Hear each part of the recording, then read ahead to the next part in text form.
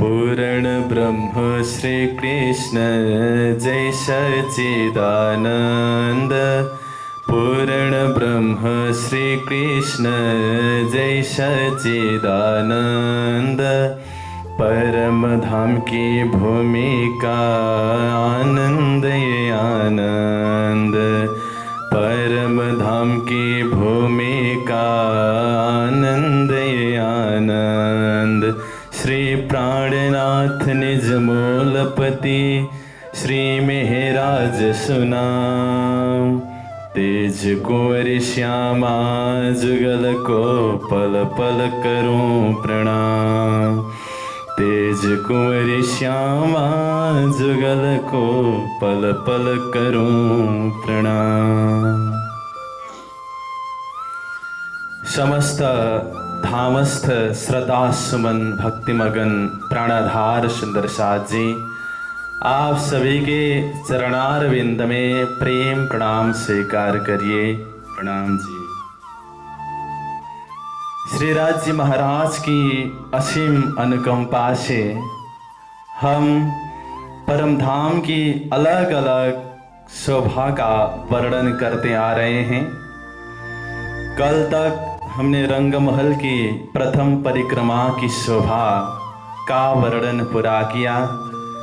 आज हम दूसरी परिक्रमा अंतर्गत रंगमहल के पूर्व दिशा की शोभा को देख रहे हैं। दूसरी परिक्रमा रंगमहल के पूर्व दिशा में 7 घाट हैं, जमुना जी है, अक्षरधाम है। हम धीरे धीरे 7 घाट से अक्षरधाम तक जाएंगे क्योंकि ये सब दूसरी परिक्रमा के अंतर्गत आते हैं। आइए सुंदर शाह जी 7 घाट से वर्णन प्रारंभ करें। हम सभी रंगमहल के मूल दरवाजा के आगे जहाँ पर चांदनी चौक है वहाँ खड़े रहें क्योंकि वहाँ से दोनों तरफ की शोभा देखने को मिलती है 7 घाट की। रंगमहल के सीधा आगे पूर्व दिशा में 3 घाट शोभा ले रहे हैं और उसके दाएं बाएं 2-2 घाट शोभायमान है। यानी कि उत्तर दिशा से दक्षिण की ओर क्रमशः जाएं तो केल, लिबोई, अनार, अमृत, जाम्बू, नारंगी, बट का घाट मिलता है। हम चांदनी चौक में हैं। ये चांदनी चौक अमृत घाट में है। अमृत घाट 7 घाट के मध्य में आता है। अमृत घाट के दाएं 3 घाट हैं, बाएं 3 घाट हैं। ये चांदनी चौक अमृत घाट के पश्चिम दिशा में 166 मंदिर की जगह में अवस्थित है। अब हम धीरे धीरे अपनी सुरता को, अपने ध्यान को केल घाट की ओर ले जा रहे हैं क्योंकि केल घाट से हम वर्णन प्रारंभ कर रहे हैं। 7 घाट में बड़े बड़े वृक्ष हैं, 7 घाट में फल के वृक्ष हैं और प्रत्येक घाट की शोभा को देखें तो प्रत्येक घाट की लंबाई 2000 मंदिर है, चौड़ाई 500 मंदिर है। 7 घाट में से बट घाट और केल घाट का वर्णन थोड़ा अलग है। घाट की लंबाई चौड़ाई वही है लेकिन वहाँ पर वृक्ष की संख्या जो है उसमें गड़बड़ है। तो हम पहले 2 घाट का वर्णन कर रहे हैं, केल घाट का और बट घाट का। जैसा वर्णन केल घाट का आएगा वैसा ही वर्णन बट घाट का भी होगा। फर्क इतना ही होगा कि केल घाट में केल के वृक्ष होंगे, बट घाट में बट के वृक्ष होंगे। अब केल घाट में देखें तो बड़े बन के 5 वृक्ष की हार शोभा ले रही है। लंबाई की ओर 5 वृक्ष की हार शोभा ले रही है जिसकी 4 संधियां हैं। एक संधि की दूरी, एक संधि की चौड़ाई 100 मंदिर की है। तो 5 हार के बीच में 400 मंदिर की जगह आती है और 5 हार के दोनों किनार चौड़ाई की ओर 50-50 मंदिर की दूरी है। अब सुंदर शाह जी, केल घाट में ये बड़े वन के वृक्ष कहाँ से आए? आपने पहले ये सुना कि केल घाट में केल के वृक्ष है, फिर मैंने कहा बड़े वन के वृक्ष है, तो ये क्या बात है?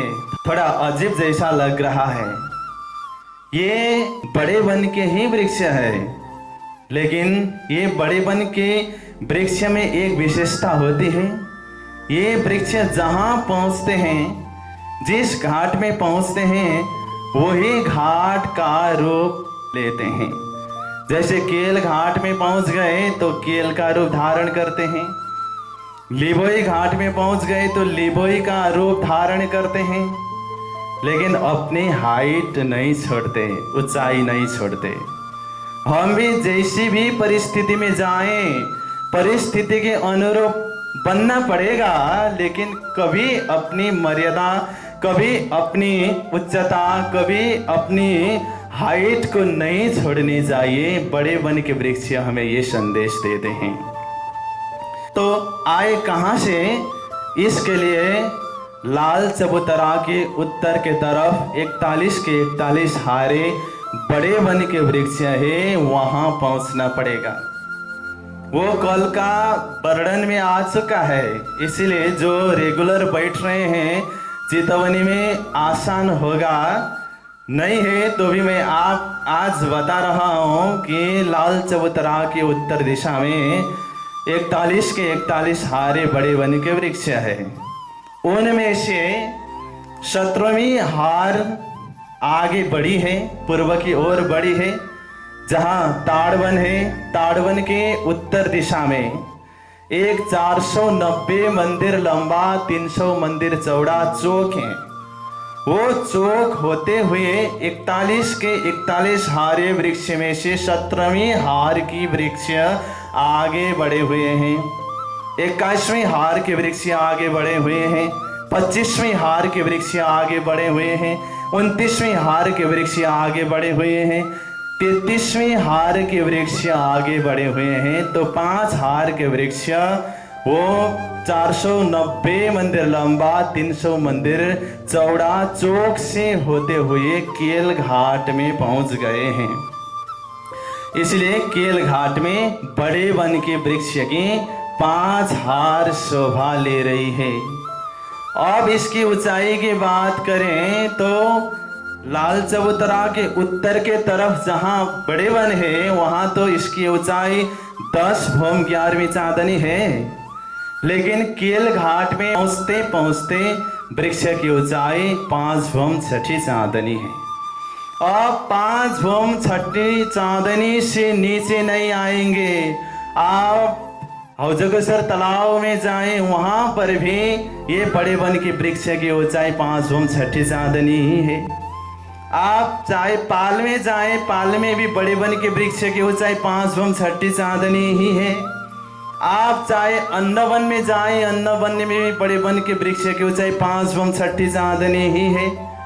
आप चाहे पश्चिम के चौगान से पश्चिम की ओर जाइए, वहां पर भी बड़े वन के वृक्ष है, उसकी भी ऊंचाई 5 भूम 6ठी चांदनी ही है। ये ऊंचाई कभी नहीं छोड़ते। आप वहां पर कैसे कैसे फल है। केल घाट शब्द आया, केल यानी कि केला। केला ऐसा फल है जो देखते ही खाने को मन होता है, बहुत खुशबू आती है वहां से। प्रणय जी महाराज की चौपाई कहती है, बड़ा सुंदर ढंग से प्रणय जी महाराज ने कहा है, कच्चे पक्के केलों कतरे एक खूबी और खुशबुए, जुदी जुदी जिनसों शोभित सुंदर चौक में सोए। बोले श्री प्राणनाथ प्यारे की। वहां केल के फल कितने कच्चे हैं, कितने पक्के हैं, कितने हरे हैं, कितने पीले हैं, कितने लाल हैं, अनेक रंग में हैं। कितने कच्चे हैं यानी कि भविष्य के लिए वो तैयार हो रहे हैं, कितने पके हुए हैं वो अभी खाने के लिए तैयार हो गए हैं। जुदी जुदी जिनसों शोभित अनेक अनेक प्रकार से शोभित है। कहाँ?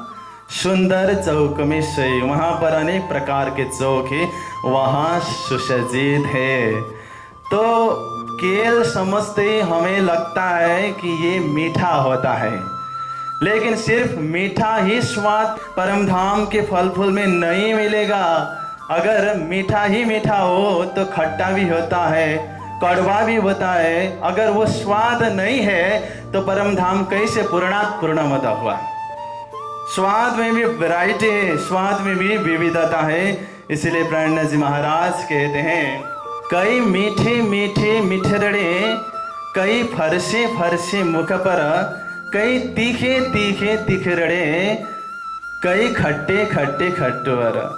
वहाँ के फल कितने मीठे हैं, कितने कसैले स्वाद के हैं, कितने तीखे हैं तो कितने खट्टे हैं। स्वाद में अनेक प्रकार की विविधता होती है। ये केल घाट का वर्णन मैंने पहले ही कहा था, जैसा वर्णन केल घाट का होगा वैसा ही वर्णन बड़ घाट का भी होगा। तो बड़ घाट में भी बड़े वन के वृक्ष की 5 हारें शोभा ले रही हैं, लेकिन वहाँ बड़ के वृक्ष है, वृक्ष की ऊंचाई 5 भूम 6 चांदनी ही है। अब आइए मध्य के 5 घाट की बात करें। लिवोई, अनार, अमृत, जाम्बू, नारंगी। ये 5 घाट में कुल मिला करके लंबाई की ओर 1000 वृक्ष है, चौड़ाई की ओर 250 वृक्ष है। 1000 गुना 250 बराबर 2,50,000 वृक्ष शोभा ले रहे हैं। वृक्ष की ऊंचाई है 2 भूम 3 चांदनी। यहाँ पर भी अनेक प्रकार के फल की कतारें लटकी हुई है। अब वहाँ की जमीन की शोभा, आसमान की शोभा, वृक्ष की डालियों की शोभा, बेलियों की शोभा अलग अलग वर्णन करते हैं महामती प्राणनाथ जी महाराज। 7 घाट के नीचे जमीन में कैसी शोभा है, बड़ा सुंदर ढंग से प्राणनाथ जी महाराज कहते हैं। वहाँ अनेक प्रकार के रेत कण है। जिमी ऊपर तले जो रेते, जानो तितके बिछाए मोती। कहो अति बारीक, कहो छोटे, कहो बड़े बड़े रे मोटे। जमीन में देखने पर ऐसा लगता है कि वहाँ मोती के दाने बिछाए गए हैं। मोती कैसी होती है? बड़ी उज्जवल होती है, क्योंकि मोती कहाँ मिलती है? सागर की गहराई में मिलती है। ये जहां भी जाए अपना चमक कभी नहीं भूलती। वो भी अखंड भूमि की मोती है। संसार की मोती भी बहुत सुंदर होती हैं, तो अखंड भूमि की मोती कैसी होंगी? ऐसे मोती के दाने तो ढेर सारे वहां पर बिछाए गए जैसा लगता है। और हर एक कण में क्या होता है? शीतलता होती है, नरमाई होती है, खुशबू निकलती है, नूर है। ऐसी ऐसी विशेषता हर कण में होती है।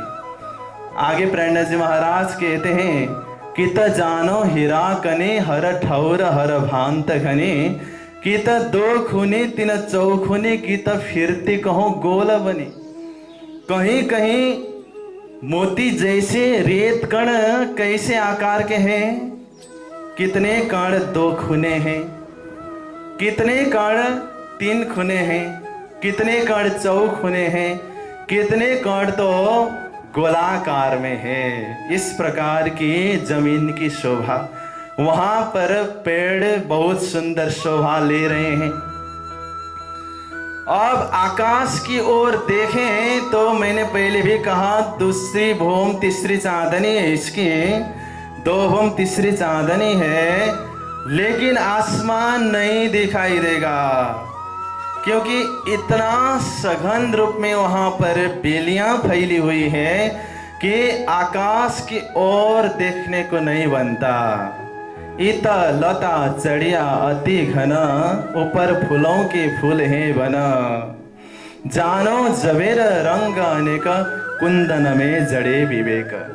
इत यानी कि वहां के वृक्ष में, लता चढ़िया अति घन, लता यानी कि बेलियां सघन रूप में फैली हुई है।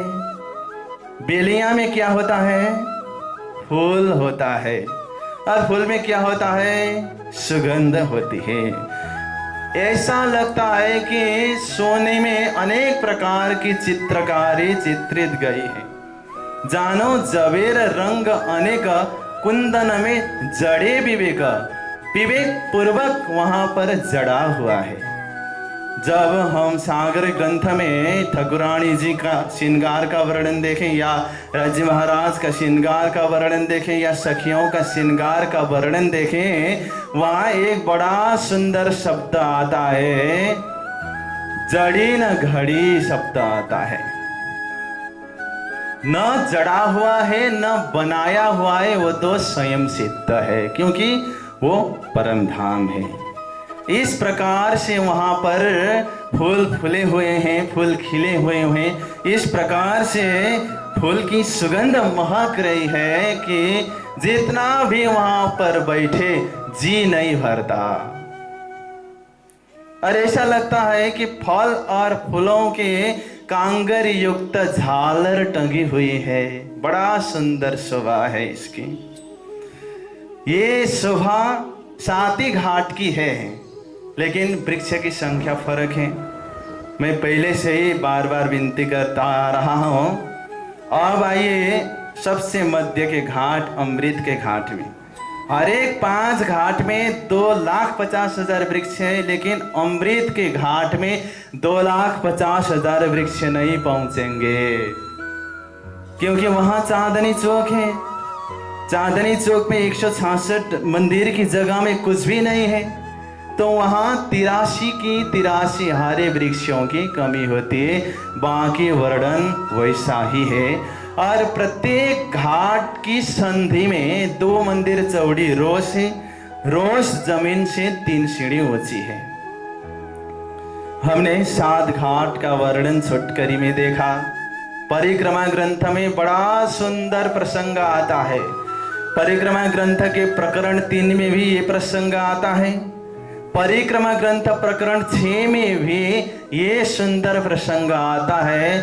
और डिटेल में जानने की इच्छा हो तो परिक्रमा ग्रंथ से वर्णन करना पड़ेगा। हम जा रहे हैं अक्षरधाम तक, इसलिए ये प्रसंग को यहीं रखना होगा और आगे बढ़ना होगा। हम अभी तक चांदनी चौक में ही है, क्योंकि मैंने आपको चांदनी चौक में ही रखा था। अब चांदनी चौक से 1834 मंदिर की दूरी चलकर आप आगे बढ़िए। अमृत घाट के मध्य में 2 मंदिर चौड़ी रोज है। रोज से होते हुए आप आगे बढ़े तो बंदिश की रोज में पहुंचेंगे। आप धामस्थ सुंदर साथ हैं, इसलिए सखी ही वहां पर विचरण कर सकती है, तो आपको मैंने परम धाम की सखी इस दर्जा में रख करके संबोधन कर रहा हूं। बंदिश की रोज में पहुंचे तो बंदिश की रोज बराबर जगह में दिखाई देंगी, क्योंकि आप परम धाम की जमीन से 3 सीढ़ी ऊंची रोज से चल रहे हैं, तो बंदिश की रोज भी परम धाम की जमीन से 3 सीढ़ी ऊंची है। अब कहां से आई ये बंदिश की रोज? इसके लिए पुखराज जाना पड़ेगा। पुखराज पहाड़ के भी पश्चिम की घाटी तक जाना पड़ेगा। पश्चिम की घाटी के भी पश्चिम किनार तक जाना पड़ेगा, तब इस रोज की शुरुआत मिलेगी। पश्चिम की घाटी से शुरुआत हुई है।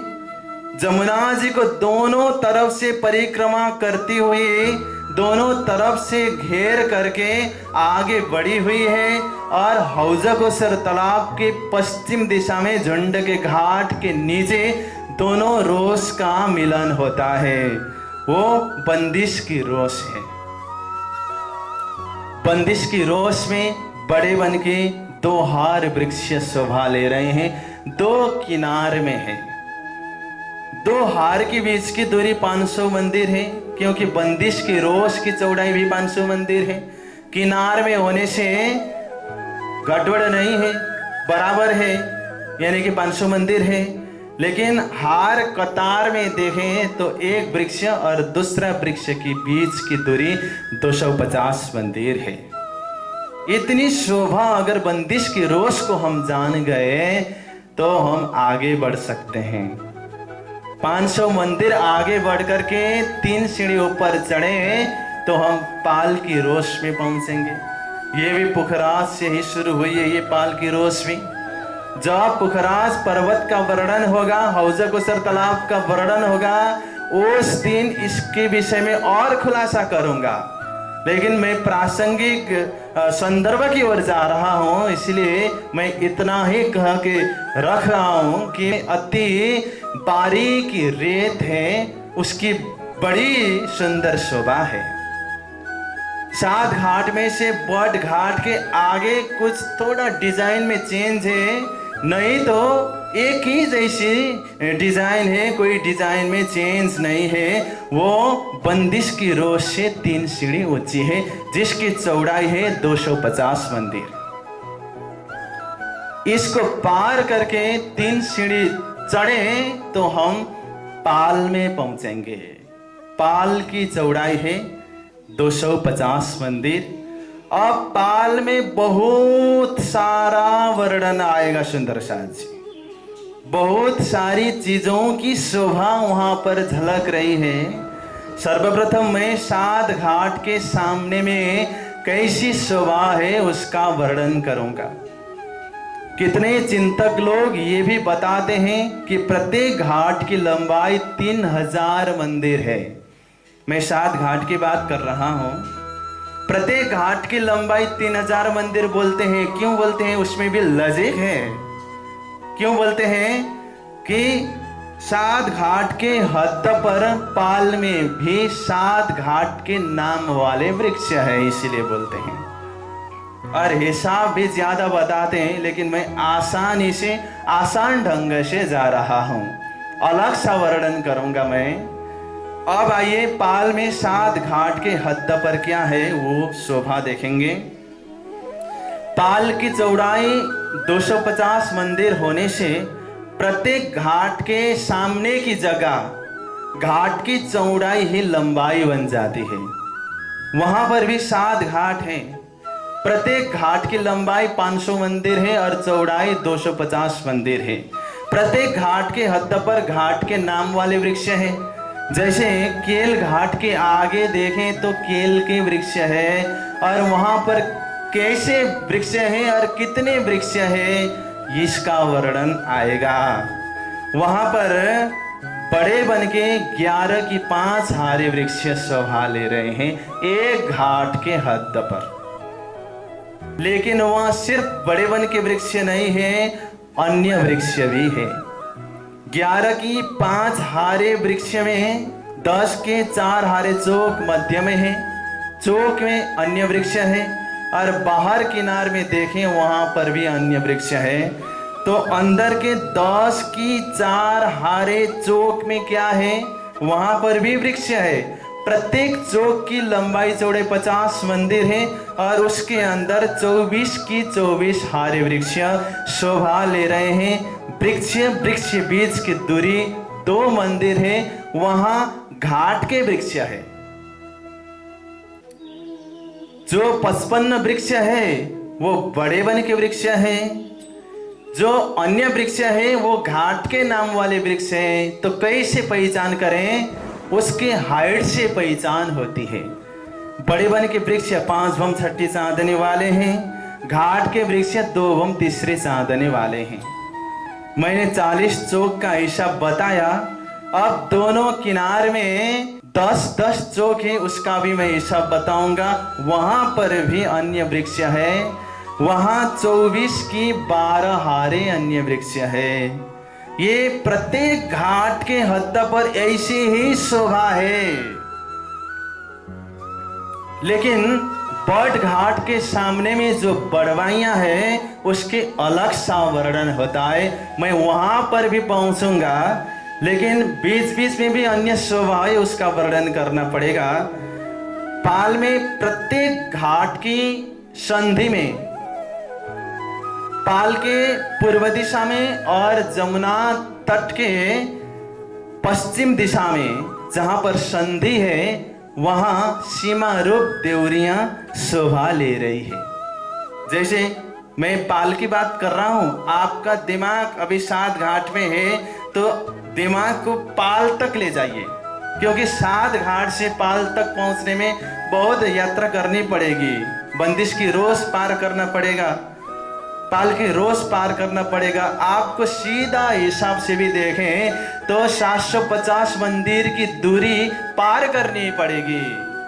तो पाल में ही अपना दिमाग को रखिए और पाल में प्रत्येक घाट के हद पर जो बगीचे हैं उसकी संधि में सीमा रूप देवरियां शोभा ले रही हैं। 7 घाट में 6 संधि है, प्रत्येक संधि में एक देवरी है।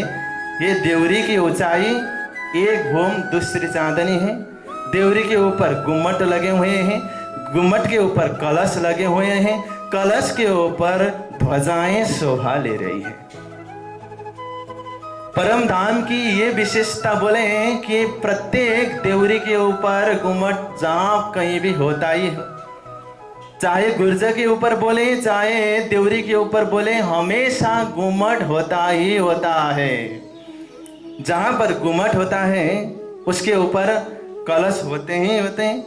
कलश जहां पर होता है ध्वजाएं कंपलसरी होते ही है। कलश के ऊपर अगर ध्वजा नहीं है तो कलश की शोभा नहीं आती। इसीलिए परिक्रमा ग्रंथ प्रकरण 2 में प्राणनाथ जी महाराज दूसरी नंबर चौपाई में क्या कहते हैं? शास्त्र शब्द मात्र जो वाणी ताको कलश वाणी शब्द आते, ताको भी कलश हुओ अखंड को, ता पर ध्वजा धरो तिन्थे रहित। ता पर कलश के ऊपर भी मैं ध्वजा फरफराऊंगा, क्योंकि कलश की शोभा ध्वजा से आती है।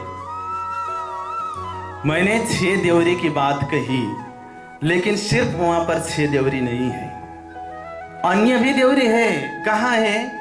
प्रत्येक घाट के हद पर पाल के पूर्व किनारे में जहां पर जमुना जी की तट शुरू होता है वो संधि है, जहां पर वहां अन्य देवरी भी है। प्रत्येक घाट के हद पर 6 देवरी है।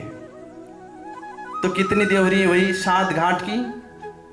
6 गुना 7 बराबर 6 7 42 देवरी हुई।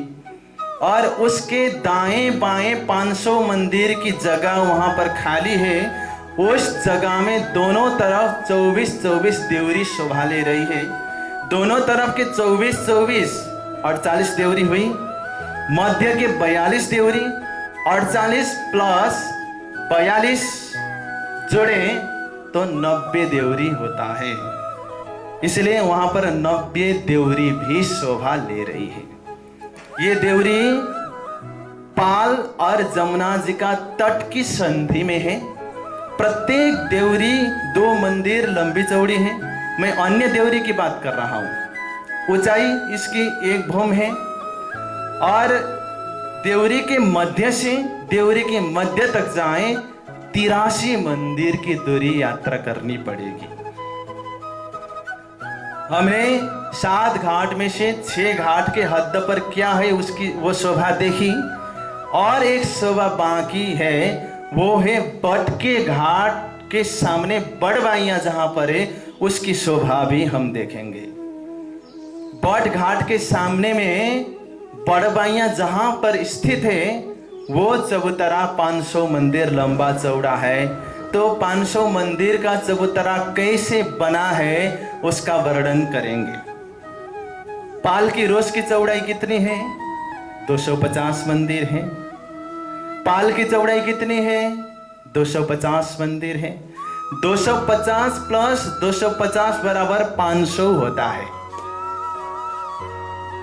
इसलिए पाल की रोज को भी 3 सीढ़ी ऊपर उठाई गई है। तो 500 मंदिर की जगह बराबर रहा, समतल रहा। उसके ऊपर भी 3 सीढ़ी ऊंचा चबूतरा है। अब चबूतरा में जाइए सुंदर शाह जी, अगर आप पाल से जाएंगे तो 3 सीढ़ी चढ़ना पड़ेगा। आप पाल की रोज से जाएंगे तो 6 सीढ़ी चढ़ना पड़ेगा। आप बंदिश की रोज से जाएंगे तो 9 सीढ़ी चढ़ना पड़ेगा। आप जमीन से जाएंगे तो 12 सीढ़ी चढ़ना पड़ेगा। हम बात कर रहे हैं जहां पर बड़वाइयां हैं उसकी बात कर रहे हैं। उसको भी बड़ घाट ही बोलते हैं, लेकिन बड़ घाट बोलने से 2000 मंदिर लंबा 500 मंदिर चौड़ा वाला बड़ घाट 7 घाट के अंतर्गत आता है, इसलिए कंफ्यूजन न हो इसलिए मैं बड़वाइयां शब्द से संबोधन कर रहा हूं। अब चबूतरा की शोभा देखें। हम 500 मंदिर लंबा चौड़ा चबूतरा में हैं। मध्य में एक विशाल बट का वृक्ष है, क्योंकि वो बट घाट है, और उसके चारों तरफ बड़वाइयां फैली हुई हैं। बड़वाइयों की 4 परिक्रमा है, इसलिए देखने पर 9 की 9 हारे बड़वाइयां दिखती है। उसके अंदर चौक है, 8 के 8 हारे चौक है, क्योंकि 9 की 9 हारे बड़वाइयां हैं तो वहां पर चौक 8 की 8 हारे हैं। और चौक में हिंडोले शोभा ले रहे हैं, क्योंकि जहां वृक्ष है वहां मेराब होती ही है, जहां मेराबे होती है वहां हिंडोले लगे हुए होते हैं। ये बड़घाट की शोभा तो झूलने में ही है। तो हिंडोले कितने हैं उसका भी हिसाब है, क्योंकि चर्चने हिसाब वाले विषय है। कितने हिंडोले हैं? 8 की 9 हारे, 9 की 8 हारे मेहराब में हिंडोले लगे हुए हैं। तो 72 + 72 144 हिंडोले हैं एक भूम में। अब इसकी कितनी भूम है अगर मैं न बोलूं तो आप दिमाग लगाकर बताइए, क्योंकि वो बड़े वन का वृक्ष है। तो बड़े वन की वृक्ष की ऊंचाई 5 भूम 6 चांदनी, ये 100% डेफिनेटली है, ये श्योर है। तो बट की ऊंचाई भी 5 भूम 6 चांदनी है। एक भूम में कितने हिंडोले हुए? 72 + 72 बराबर 144। 5 भूम के 144 गुना 5 बराबर 720 हिंडोले शोभा ले रहे हैं। तरफ चारों फिरते हिंडोले उपली लग भूम जोए, धाम तालाब जमुना नारंगी, सखियां हिचत बट पर सोए। बट के चारों तरफ हिंडोले लगे हुए हैं, सिर्फ चारों तरफ ही नहीं, मध्य में भी हिंडोले हैं। और इसमें कौन झूलता है? सखियां झूलती है, ठकुरानी झूलती है, राजी महाराज झूलते हैं। तो वहां झूलने वाली सखियां कौन है? हम ही है, क्योंकि हम ही तो वहां के सुंदर साथ हैं, हम ही तो वहां की अंगना है, इसलिए वो अपना ही खजाना है। हमने बट घाट का वर्णन भी देखा। अब पाल का वर्णन कर रहे हैं तो बाकी शोभा पाल में थोड़ी और बाकी है। क्या है? 7 घाट के बाहर की तरफ 500 मंदिर की जगह को छोड़कर और बाहर जाएं तो एक महल और एक चबूतरा की शोभा है। एक महल एक चबूतरा की शोभा है। ये महल या चबूतरा जो भी बोले पाल के मध्य में है। 83 मंदिर लंबा चौड़ा है, तो मध्य में होने से पाल के दोनों तरफ 83 मंदिर की जगह आती है। एक महल और चबूतरा के बीच की दूरी भी 83 मंदिर है। यहाँ 83 दिमाग में याद करे तो 83 से अलग कोई हिसाब नहीं आता। कहा? एक महल एक चबूतरा में, मध्य में होने से दोनों तरफ 83 मंदिर होता है, और वो अपने आप 83 मंदिर लंबा चौड़ा है, और इसकी संधि भी 83 मंदिर की है। और इसने कितनी जगह ली है वो हिसाब देखेंगे। वहां पर एक महल एक चबूतरा, एक महल एक चबूतरा करते करते 5 महल आएंगे और 4 चबूतरे आएंगे। 2 महल के बीच में एक चबूतरा है, तो टोटल महल और चबूतरा की संख्या 9 है। वहां पर 8 संधियां हुए। 9 गुना 83 + 8 गुना 83 करें तो 14 से 11 निकलता है। 14 से 11 मंदिर की जगह इसने ली है। तो ये सब दिमाग में रखें तो पाल की शोभा भी हमारा दिमाग में उतर जाएगी। आप आगे बढ़े सुंदर शाह जी, मैंने आपको चांदनी चौक से लेकर आया हूँ। हम अभी पाल में हैं। पाल से आप 3 सीढ़ी नीचे उतरे तो जमुना जी के तट पे पहुंच सकते हैं। पाल से 3 सीढ़ी नीचे उतरे तो पश्चिम की ओर जाएं तो पाल की रोश में पहुंचेंगे। पूर्व की ओर जाएंगे तो जमुना जी का तट यानी कि जलदिश की रोश में पहुंचेंगे, जिसकी चौड़ाई 250 मंदिर है। ये जमुना जी का तट है, जहां नदी है। नदी का तट में रेत होती है, अति नरम है वहां की रेत। वहां पर चलते समय घुटन तक दब जाता है हमारा पैर। ये तो बहुत रेती में सखियां दौड़ दौड़ देत गुलाटे, कूदे दौड़े ठेकत है, रेत उड़ावे पाँव छाटे। सखियों की ये कितने आनंदमयी लीला है। ये तो बहुत रेत में सखियां, बहुत कितनी रेत घुटन तक दब जाती है, उससे बहुत क्या चाहिए। सखियां दौड़ दौड़ देते गुलाटे, दौड़ दौड़ करके गुलाटे लेती है सखियां, और रेत भी उड़ाती है। सखियां चलते समय पूरा धूल ही धूल उड़ता है वहां पर। ये सखियों की लीला का एक हिस्सा है। इसकी अलग सी शोभा होती है, क्योंकि परम धाम में तो हास विनोद क्रीड़ा लीला ऐसा ही तो चलता है। इसलिए तो वो ज्यादा होने पर हमें राज्य महाराज का इशक, अरस की पातशाही और धनी की साहिबी का पता नहीं चला। सुख में तो सुख दायम पर स्वाद न आवत ऊपर, दुख आए सुख आवत। अगर दुख आया तो सुख आएगा, इसलिए संसार में आकर रो रहे हैं। अगर इलम से जागृत हैं तो रो रहे हैं, नहीं तो हंस रहे हैं। बोलो श्री प्राणनाथ प्यारे की जय। हमने जमुना जी के तट की शोभा भी देखी। जमुना जी के तट से ऊपर की ओर यानी कि आसमान की ओर दृष्टिपात करके देखें तो क्या दिखाई देगा? वहां पर भी आसमान नहीं दिखाई देगा, क्योंकि जहां पर पाल में 2 भूम तीसरी चांदनी वाले वृक्ष है, उन वृक्ष की लंबी लंबी डालियां जमुना जी तक पहुंची हुई है।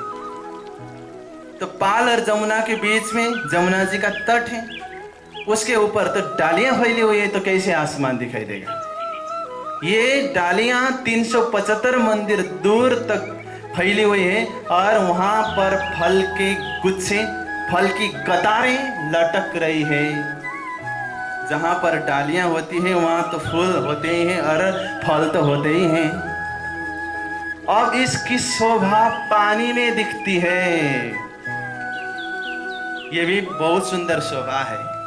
जब नारंगी घाट का वर्णन आता है परिक्रमा ग्रंथ में, प्रणय जी महाराज कहते हैं, 4 हार फल की बनी जल पर दोरी बंद, तले 7 की कांगरी माहे नकसकई सनंधा। 4 हार फल की बनी, फल की 4 हार है।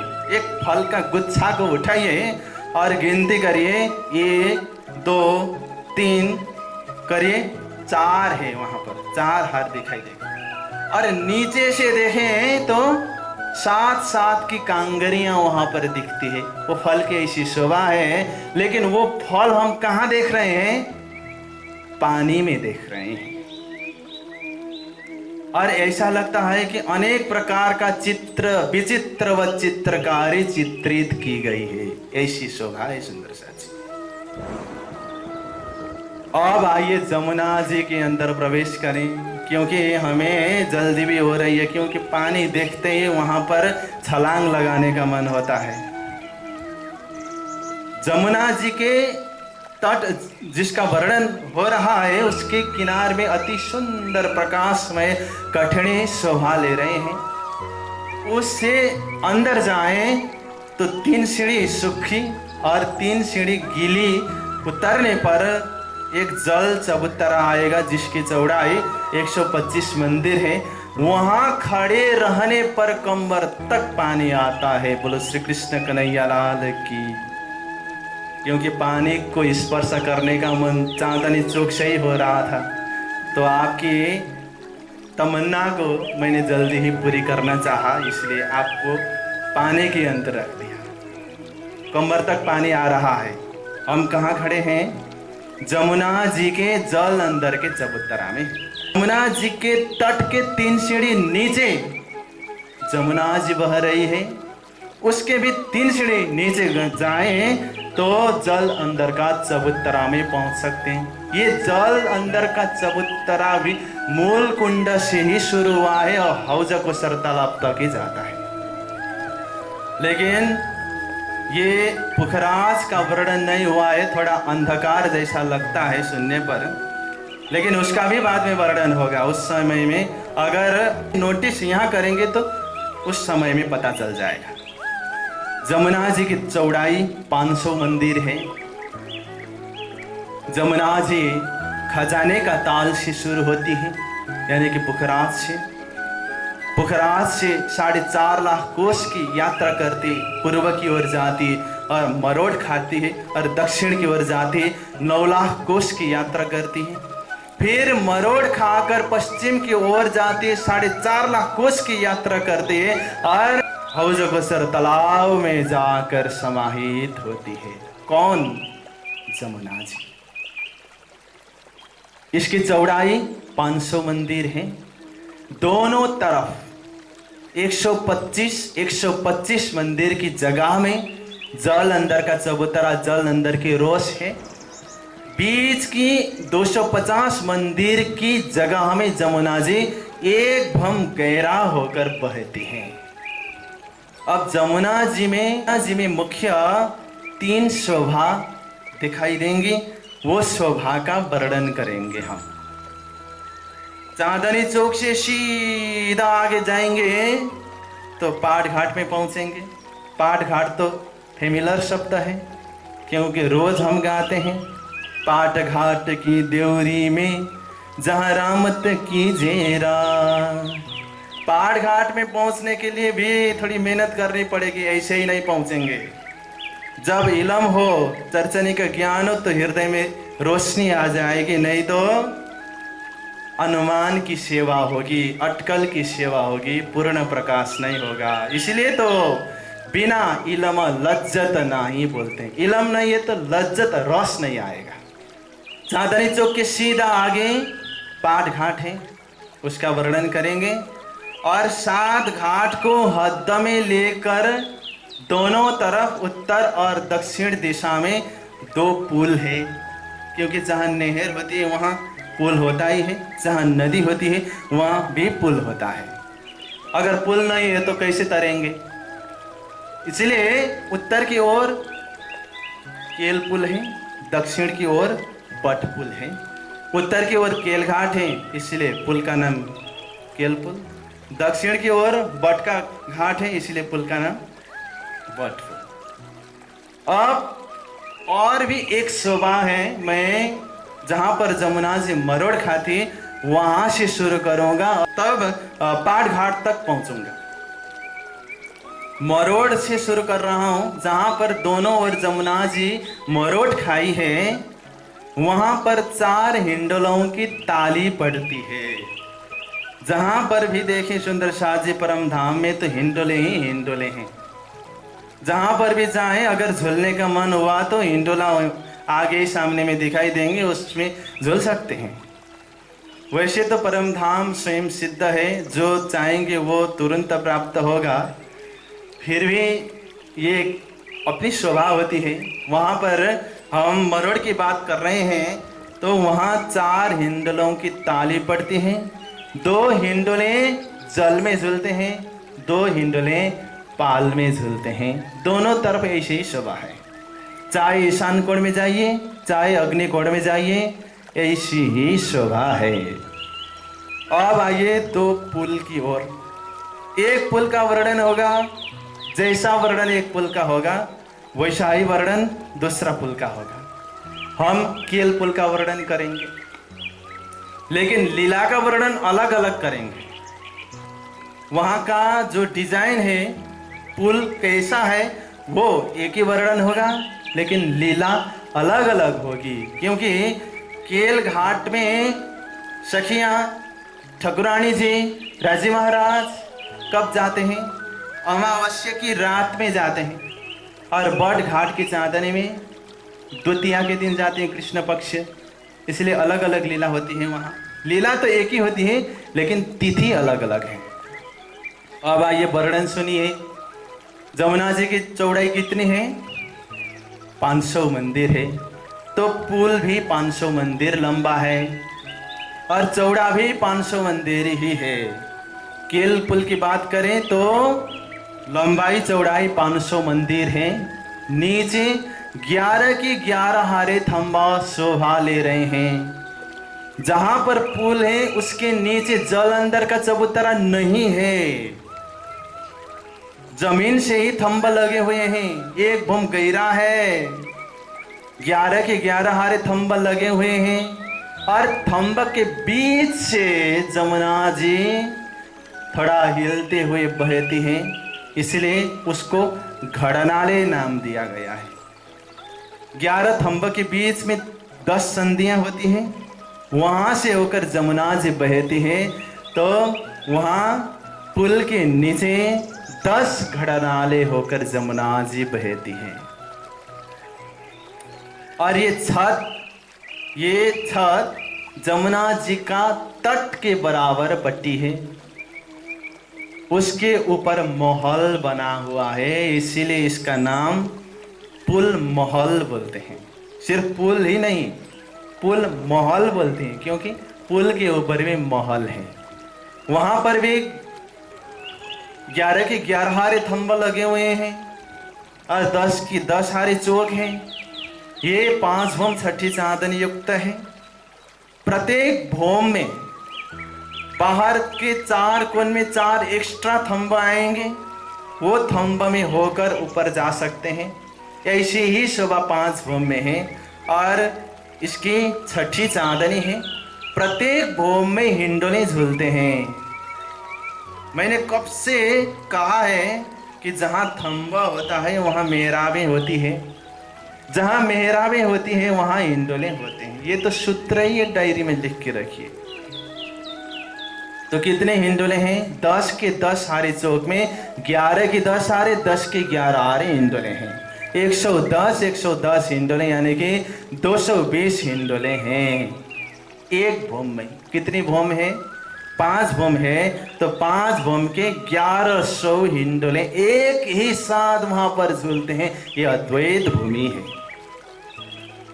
अब चांदनी में आए। चांदनी के चारों तरफ अति सुंदर कठड़े लगे हुए हैं। प्रत्येक पुल की चांदनी और पाल पर जो बड़े वन के वृक्ष है उसकी चांदनी बराबर है। ऐसी ही शोभा बट घाट की भी है। हमने केल घाट की बात की, बट घाट की भी ऐसी ही शोभा है। फर्क इतना है, वहां सखियां द्वितीया के दिन, द्विज के दिन जाती हैं और एक ही प्रकार की लीला होती। जल में क्रीड़ा करने की लीला, रामत करने की लीला, श्रृंगार करने की लीला, ऐसी ही तो लीला चलती है। और 2 पुल आमने सामने हैं। 2 पुल के बीच की दूरी 3500 मंदिर है, क्योंकि 2 पुल के हद में 7 घाट हैं। प्रत्येक घाट की चौड़ाई 500 मंदिर है। 500 गुना 7 बराबर 3500 होता है। तो 3500 मंदिर की दूरी में जमुना जी तालाब सा दिखाई देगी, क्योंकि 2 पुल के बीच में है वो। और पाल में भी बड़े वन के 5 भूम छठी चांदनी वाले वृक्ष हैं। तो 34 घेर कर गिरद में वृक्ष और बीच में पानी जैसा अति सुंदर तालाब सा प्रतीत होती है जमुना जी। चौपाई के द्वारा ही इस शोभा का वर्णन किया है महामध्य प्राण जी महाराज ने परिक्रमा ग्रंथ में। अब बीच में आइए। बीच में क्या है? पाट घाट है। अब पाट घाट का वर्णन भी करेंगे। हमें अक्षरधाम तक पहुंचना है सुंदर साथ जी, इसीलिए पाट घाट का वर्णन इस प्रकार करेंगे कि पाट घाट की लंबाई चौड़ाई 150 मंदिर है। पाट घाट दोनों तरफ है जमुना जी के। इधर परमधाम के तरफ भी है, जमुना जी के इधर परमधाम है उधर अक्षरधाम है। वारी पारी, वारी परमधाम है, पारी अक्षरधाम है। तो दोनों तरफ पाठ घाट शोभा ले रहे हैं। तो पाठ घाट की लंबाई चौड़ाई 150 मंदिर बताया गया है। 150 मंदिर दोनों तरफ से आया तो 150 150 300 हुआ, और बीच में 200 मंदिर की जगह में जमुना जी स्वतंत्र हिसाब से बहती है। तो पाठ घाट के नीचे 4 के 4 हारे नीलवी के थंब लगे हुए हैं, और पाठ घाट की छत जमुना जी के तट से 6 सीढ़ी नीचे पटी हुई है। पुल की छत जमुना जी के तट के बराबर पटी हुई है, लेकिन पाठ घाट की छत जमुना जी के तट से 6 सीढ़ी नीचे पटी हुई है, क्योंकि जमुना जी के पाठ घाट में कौन सी लीला होती है? झिलना लीला होती है, तो पानी नहीं चाहिए, इसीलिए 6 सीढ़ी नीचे वहां पर छत पटी हुई है।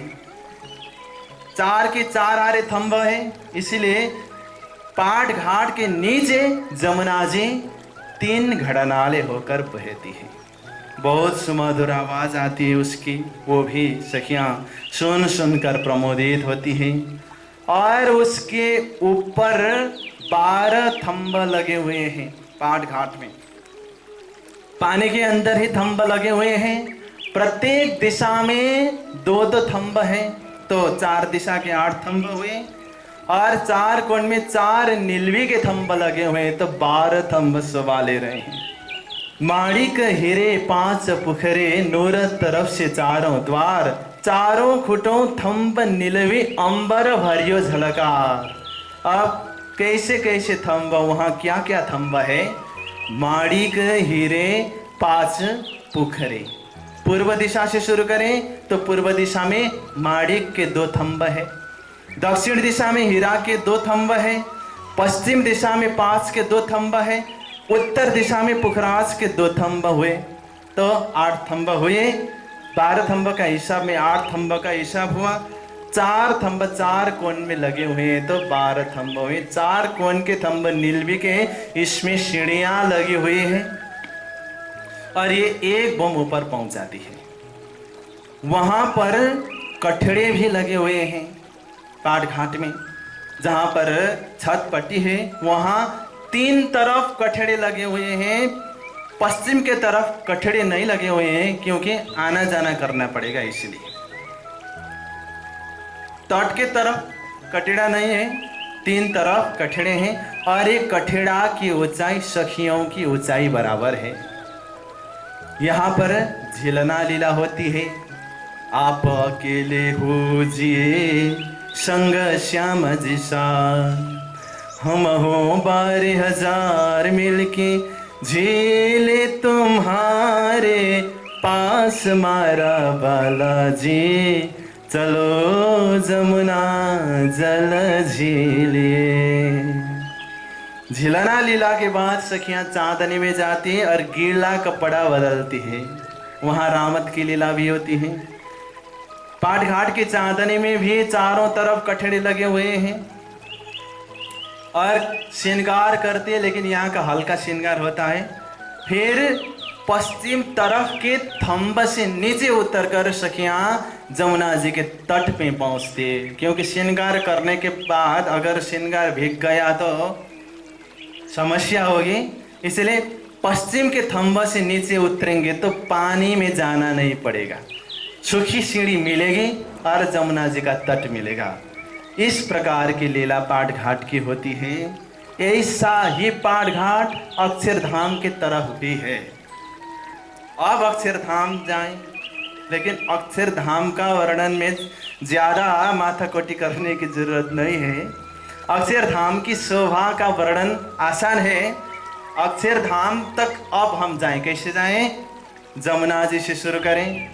जमुना जी से जमुना जी का तट आएगा, उसके 3 सीढ़ी ऊपर जाएंगे तो पाल आएगा, पाल से 3 सीढ़ी नीचे उतरेंगे तो पाल की रोश आएगी, 3 सीढ़ी नीचे उतरेंगे तो बंदिश की रोश आएगी, फिर 7 घाट आएगा, और 2000 मंदिर चलेंगे तो चांदनी चौक में पहुंचेंगे।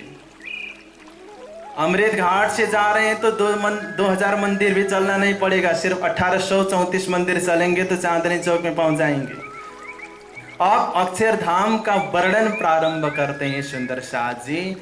लेकिन अगर आपका दिमाग में रंग महल परम धाम का वर्णन है तो वही वर्णन ही अक्षरधाम का वर्णन है। अक्षरधाम, अक्षर ब्रह्म अक्षरधाम में जहाँ पर रहते हैं, जिस प्रकार हमने रंग महल का वर्णन किया, वो वर्णन, वो नक्शा दिमाग में है तो कुछ वर्णन नहीं करना पड़ेगा। जो अलग सी विशेषता है सिर्फ उसको देखने से पूरा वर्णन हो जाएगा। फर्क क्या है? फर्क सिर्फ इतना है कि रंग महल के आगे पूर्व दिशा में एक चांदनी चौक है, अक्षरधाम में चारों तरफ चांदनी चौक है, चार दिशा में ही 4 चांदनी चौक है। चांदनी चौक में हरेलाल वृक्ष तो होते ही हैं। सिर्फ यही नहीं, छोटी रंग बड़ी रंग में भी चांदनी चौक आता है, वहां पर भी चांदनी चौक में हरेलाल वृक्ष है। तो चारों तरफ चांदनी चौक में हरेलाल वृक्ष शोभा ले रहे हैं, सीढ़ी शोभा ले रहे हैं और चारों तरफ दरवाजे शोभा ले रहे हैं। अक्षरधाम के पश्चिम तरफ का दरवाजा और रंगमहल का पश्चिम तरफ का दरवाजा आमने सामने में दिखता है और आमने सामने से निकली हुई किरणें जंग करती हैं, ये भी चौपाई में आता है।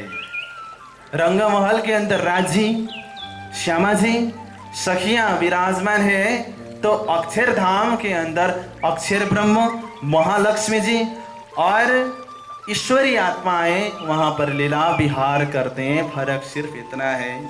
तो आज के प्रसंग में सुंदर साथ जी हमने रंगमहल के पूर्व दिशा में सात घाट, जमुना जी और अक्षरधाम का वर्णन देखा।